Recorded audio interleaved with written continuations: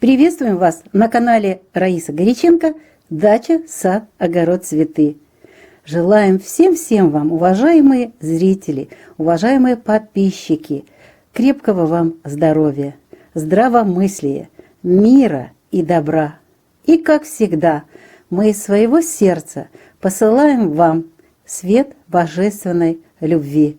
Пусть он вас поддерживает в это сложное время, ну а мы с вами должны продолжать трудиться на земле. Помните, мы земледельцы, каждый делает свою землю. И очень важно делать ее с миром в сердце, с любовью к миру и к тому, что вы творите. Ну а сегодня у нас посевной агрогороскоп на весь апрель месяц 2022 года. Время киевское, оно соответствует московскому времени. Начинается месяц апрель 1 апреля прямо на новолуние в знаке Овен. Естественно, в новолуние ничего не делаем, не сеем, не высаживаем. А также 2 даже при переходе Луны вечером в знак Телец в 19:51, это время Гекаты, тоже ничего не сеем. И вот смотрите, выход из Гекаты у нас произойдет 3 апреля утром в 9:24. И вот с этого момента золотые дни Тельца нужно будет очень много провести посевов. Давайте рассмотрим все по порядку. Итак, можно уже с 10 часов утра и до конца суток. У нас есть отдельные видео, где мы делаем полностью характеристику этим дням и по Солнцу, и по Луне. Но сегодня мы более кратко этот вопрос освещаем. Итак, 3 после 10 и 4 все 24 дня. Но, к сожалению, 5 мы не можем ничего делать, потому что Луна без курса уже будет до момента перехода Луны в знак Близнецы. 5 у нас просто отрезается время спящей Луной. Используем для посевов 3 и 4 апреля для посева салатов, для посева семян культурных различных зеленых растений, капусты.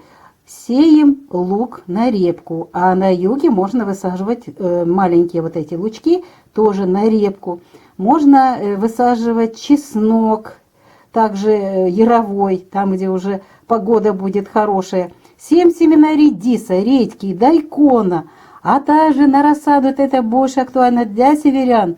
Это семена томатов, перца горького сладкого, баклажанов, огурцы, бахчевые культуры, кабачки, картофель, цветы. В общем, все вершки и корешки. Очень хорошее время, еще раз напоминаю, это, видите, как раз после завершения времени Гекаты. Замечательное время и вот такой прекрасный знак. Результат получается очень хороший. Идем дальше. 5 после 6 часов, а также 6 и 7 Луна. Растущие будут знаки Близнецы. Но сразу же 7 мы исключаем, потому что Луна без курса будет 6 часов 17 минут до вечера, до 18:30, до момента перехода Луны в знак Рак. Что можно в Близнецах? А вот что можно, но напоминаю, что Земля должна быть заранее увлажнена. Можно сеять в это время семена цветов на рассаду, можно горох в теплице, семена земляники, клубники, а также валерианы, хмель. Можно посеять семена хризантем на рассаду во влажную почву. Очень хорошо получается, я пробовала. Именно семена хризантем в свое время прекрасно все получилось. Но вот эту особенность нужно знать. В это время растения заняты дыханием и семена в том числе. Вот такой небольшой список у близнецов, но он есть. Этот знак покровительствует цветам и некоторым вот лекарственным растениям. Далее очень хороший период начинается 7 вечером в 18:31. Это время растущей Луны в знаке Раки. Здесь будет находиться Луна еще и 8. Но, к сожалению, смотрите, сразу же предупреждают, 9 и 10 нечего рассчитывать на эти дни. 9 переход Луны из 1 во 2 фазу в 9:47 плюс-минус 12 часов. Ну, а затем уже будет Луна без курса и тоже переход уже в другой знак. Поэтому мы используем вот этот период, довольно-таки короткий, но он есть у нас с 19 часов 7 апреля, а также 8 апреля мы можем спокойно в это время посадить лук на зелень. Почему на зелень? Потому что он будет плохо храниться. Вот есть такая особенность. Но зато можно смело сеять семена томатов на рассаду, перца, сладкого, горького, баклажанов, а также огурцы, бахчевые культуры, те же кабачки, снова цветы, если не посеяли, горох в теплице. Все, что вершками является, можно в этом знаке вот эти дни посеять. Вечером 7-го, а лучше заложить себе такую программу, план составить 8-го, справиться с этими посевами. Далее уже 10-го, это уже будут энергии Луны в знаке Лев, это стихия огня. Но весной здесь тоже можно кое-что посеять и посадить. Это будет 10-го после лучше 8 часов. Ровно никогда не делаю ничего, даю возможность, чтобы энергии уже успокоились и заняли свое место энергии данного знака. И вот смотрите, 10-го, 11-го, все 24 часа и 12-го можно до 12 часов заняться вот такими посевами. Для теплиц сейчас очень популярны зерновые сидераты, можно использовать. В принципе, и другие, потому что сидераты не очень большую корневую систему занимают, и их перепашем через определенное короткое время для того, чтобы они удобрили землю в теплицах. Но это больше подходит для северных регионов, а также для центральной полосы. У нас уже в это время завершают работу все сидераты, в это время уже перепаханы, заделаны в почву для того, чтобы уже высаживать, готовиться к высадке рассады. Так вот, что можно во льве сделать? А во льве 10, 11 и 12 можно посеять шпинат, семена шпината, а также листовые салаты. Эти зеленые культуры не занимают много места для корневой системы. Корневая небольшая у них, поэтому можно спокойно сеять. Хорошо получается, я уже это проверила. Можно сеять также в это время, еще и кроме того, что сидераты, спаржевую фасоль только в теплых странах. У нас есть как раз просьба, когда ее посеять в апреле. Это для теплых регионов, это Азия у нас. Поэтому республики вот теплые, мы для вас вот такую информацию предоставили. Это можете сделать вот 10, 11 или 12. В это время можно посадить чеснок на зелень и лук на зелень. Почему? Потому что в это время уже растущая луна, уже вот-вот уже будет полнолуние, это уже вторая фаза. И здесь не формируется луковица, здесь формируется мощная зеленая масса. Так что для витамина зелени как раз хорошее время. Вечером 12 апреля уже луна в 17:09 будет находиться в знаке Дева. И здесь будет находиться 13 и 14. Но 14 мы исключаем в период, потому что с 21 часа 55 минут это уже начинается сожженный путь полнолуния. Здесь и луна без курса, поэтому постарайтесь в световой день завершить работы, которые касаются посевов в знаке Дева. А Дева покровительствует цветам, а также декоративным различным растениям. Поэтому можно посеять семена цветов на рассаду, можно высаживать луковичные цветы, провести в северных регионах еще, если холодно и снег, подзимний посев цветов. А также сеем газонные травы, вьющиеся цветочки. Все вот это можно в Деве посеять и высадить. И далее начинается период, когда ничего нельзя сеять. Сожженный путь полнолуния, он всегда не дает хорошего результата. Даже всходы есть, я уже пробовала столько раз, но те же цветы или луковицы, урожай не будет хороший. Поэтому сразу же говорю, что в весах, хотя это корнеплодный знак, если убывающая луна была бы, здесь ничего не сеем. А не сеем вот 15, 16, 17, даже когда луна перейдет в знак Скорпион, и 18 в Скорпионе постараемся до 21 часа никаких посевов не проводить и посадок.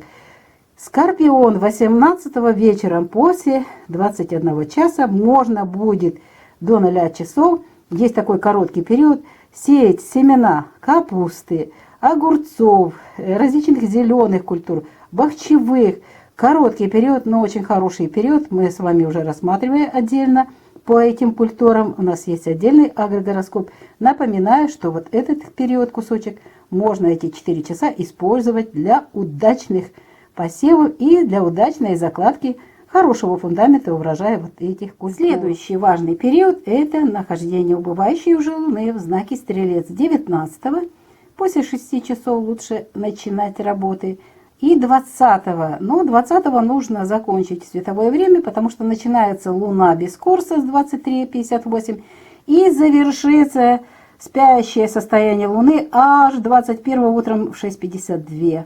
Поэтому в Стрельце здесь что мы можем сделать? Посадить, вернее, лук на зелень, чеснок на зелень, горох в теплице можно посеять, а также посев или посадка или семян, или высадок для получения качественных семян. Ну и покровительствует Стрелец зерновым сидератом в теплицах. Ну, если есть на улице желание посеять, то же самое. Зерновые сидераты в любом месте будут хорошо при погодных хороших условиях, дадут очень хороший результат. Затем наступает очень хороший, тоже очень продуктивный период. Это нахождение Луны в знаке Козерог. Я думаю, что вот в 6:52 еще рано, дайте хотя бы час-полтора для того, чтобы хотя бы до 8 часов, и затем можно спокойно заниматься посевами до конца суток 21 апреля и 22 апреля. У нас есть почти вот таких 2 прекрасных дня. Ну а далее я сразу же предупреждаю, 23-го будет переход Луны из 3-й в 4-ю фазу, и здесь уже будут энергии Водолея. Поэтому вот используем вот эти прекрасные 2 дня, 21 и 22, что мы можем? Можно посеять семена капусты. Вот при убывающей Луне получается очень хорошая капуста. Она дает такие приземистые растения, хороший качан, так что можно использовать вот для этого вот убывающая Луна, казалось бы, а получается хорошая капуста. Еще можно сеять в это время салаты и пошли на корнеплодные растения. Прекрасно получится лук на репку. Чеснок, кстати, тоже на луковицу хорошую. Картофель высаживаем и для раннего, и для хранения. Вот очень хорошо для хранения. Сеем семена корневой петрушки, пастернак, семена моркови, свеклы, редис, редька. В общем, все корнеплодные. Вот эти 2 дня будет прекрасный период. Главное, чтобы была хорошая погода, можно сеять, высаживать, и будет хороший результат. Ну, далее у нас вот этот перерывчик 23-го, выходной. Это сложный стрессовый период для Земли и для растений. Зато уже 24-го Луна в Водолее, здесь никаких особых событий. Здесь можно заняться проверкой новых сортов овощных и цветочных растений. Пожалуйста, если вы селекцией занимаетесь, испытываете, вот этот день замечательный, прекрасно все получается. Проверяйте удачных вам новых сортов. А 25-го уже с 3 часов 36 минут и до 13:15 это Луна без курса. И до момента перехода Луны в знак Рыбы. Ну а в Рыбах здесь уже будет лучше после 14 часов начинать посевы, посадки. И 26-го весь день будет. 27-го можно будет где-то до 15 часов заниматься посевами. Так как это уже 4-я фаза, здесь только корнеплодные, но в то же время можно использовать посев салатов. Хочу сразу сказать, салаты не цветут быстро, мне очень нравится этот период. Я иногда использую для вот зеленушки различные. Сею зеленые культуры, которые не формируют большую корневую систему. Они очень хорошо, коренастые такие растут, но их сразу же надо использовать, они не идут на хранение. Но зато в это время посевы редиса, редьки получается замечательная, такая сочная редиска, дайкон очень вкусный. Сейте эти семена корнеплодных. А также можно это время использовать для посадки ранних сортов картофеля для летнего потребления. Этот картофель будет водянистый. Но это ранние сорта, их такая особенность. Поэтому можно использовать, вот посадить немножечко для того, чтобы иметь хороший картофель в это время и в ранние периоды. Далее идет, вот смотрите уже, чем завершается месяц. Месяц у нас завершается, новолуние будет. И, естественно, Геката. Вот мы, видите, Геката у нас 28 вечером в 23:29 начинается. Поэтому в Овне, в который зайдет Луна 27 в 19:11, мы можем посадить в это время, тоже прекрасно получается, лук-чеснок. Это будет хороший, хорошо хранится тоже лук-чеснок, но он будет чуть-чуть поменьше, меньше урожай, чем в Козероге, это сразу же предупреждаю. Можно посадить лук на репку, да, вот чеснок яровой, кстати. Ну и немножко, если надо, можно зеленушку какую-то посадить, если не успели в ранние, более ранние периоды. Ну и месяц завершается, видите, как у нас он начался, так и завершается вот этим периодом новолуния, дней черной. Ну что, остается сделать вам скрин. А тем временем мы, авторы канала Раиса Греченко и Александр Волик, желаем вам всем крепкого-крепкого здоровья. Еще раз, крепкого здоровья, терпения, выдержки. Самое главное, держите как можно выше вибрацию света, света божественной любви в своем сердце. И у вас будет все хорошо. И мы быстрее пройдем все эти испытания, которые предстоят впереди у нас. Ну и самое главное у нас ответственность с вами – это вырастить урожай для себя, для своих семей. Ну что ж, до новых встреч на нашем канале. Пока-пока!